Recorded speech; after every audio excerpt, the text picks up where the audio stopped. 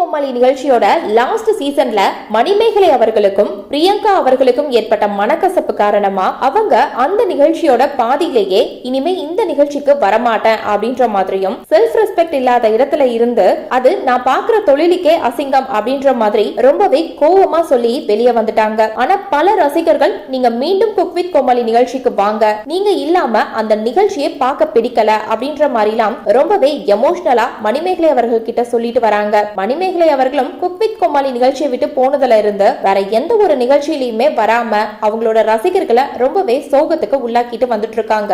மேலும் இப்ப cook with Comali season 6 start ஆக போறதா ஒரு சில செய்திகள் போயிட்டு இருக்கு. இதனால மீண்டும் மணிமேகலை வர வாய்ப்பு இருக்கா அப்படின்னு எதிர்பார்த்துட்டு வந்த நிலையில இப்ப மணிமேகலை அவர்கள் ஒரு அதிரடியான முடிவு ஒண்ணு எடுத்திருக்காங்க. அது என்ன அப்படின்னு பார்த்தா, ஜீ தமிழ்ல அடுத்த ஒரு சில மாசத்துல டான்ஸ் ஜோடி டான்ஸ் ரீலோட் 3 அப்படின்ற ஒரு டான்ஸ் ரியாலிட்டி ஷோவை ஸ்டார்ட் பண்ண போறாங்க. அதுல எப்போதும் ஆர்ஜே விஜய் மற்றும் கிகி தான் ஹோஸ்டா இருப்பாங்க.